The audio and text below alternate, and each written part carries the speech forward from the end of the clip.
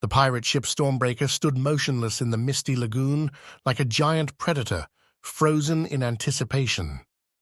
Its black sails swayed ominously in the wind, and the sea around it was eerily quiet. Somewhere in the distance, thunder rolled, heralding an approaching storm, but Captain Edward Drake was unfazed.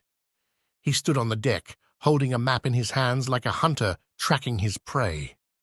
"We're close," Edward said, his voice cold and calculating. "The legend, damn it, is real." The crew froze. Every word from the captain heightened the tension. For months, they had been chasing rumors of the sunken city of Azareth, a place of immeasurable treasures and mysterious curses. Many dismissed its existence as another tall tale, but now, with the map in hand, the captain looked utterly convinced.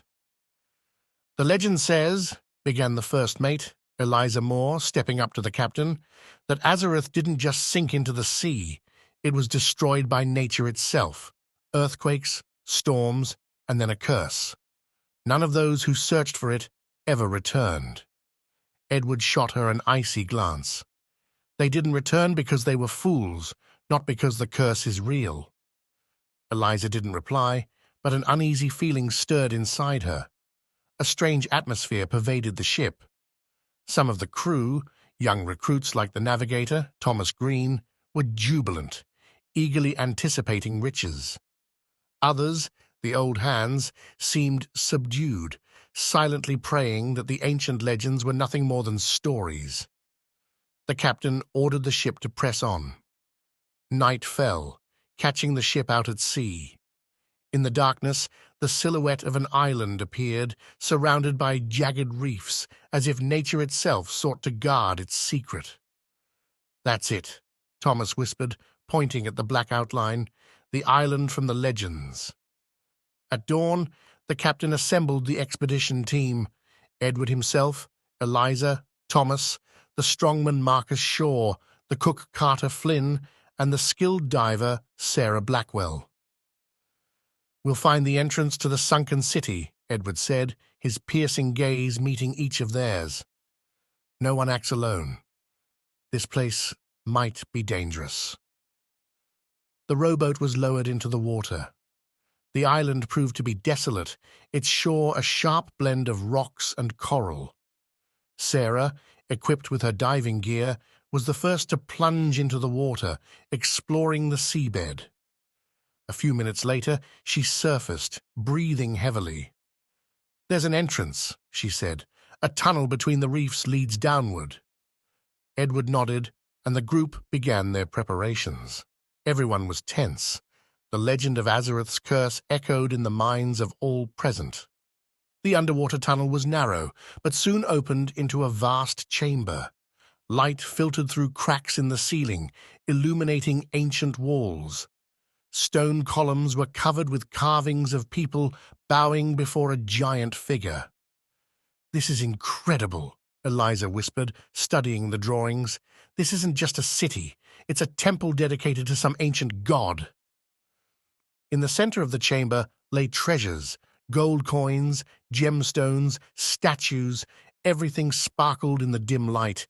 The crew froze in awe. "We've found it," Thomas whispered, feeling his blood run cold. But the joy didn't last long. A deep, vibrating sound echoed through the chamber, as if the water itself had come alive. "What was that?" Carter asked, clutching a dagger. From the depths emerged a massive creature resembling a sea serpent.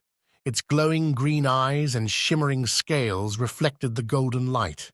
This was the guardian spoken of in the legends. "Back! Get back!" Edward shouted, drawing his saber. The creature lunged at them. Thomas barely dodged as the massive tail shattered a column, sending part of the ceiling crashing down. Sarah dove aside, trying to escape the attack. Marcus, gripping a harpoon, leaped forward to strike the monster. His weapon hit its target, but only enraged the guardian further. The creature thrashed violently, destroying everything around it. Terrified, Carter grabbed one of the statues adorned with precious stones. "Carter!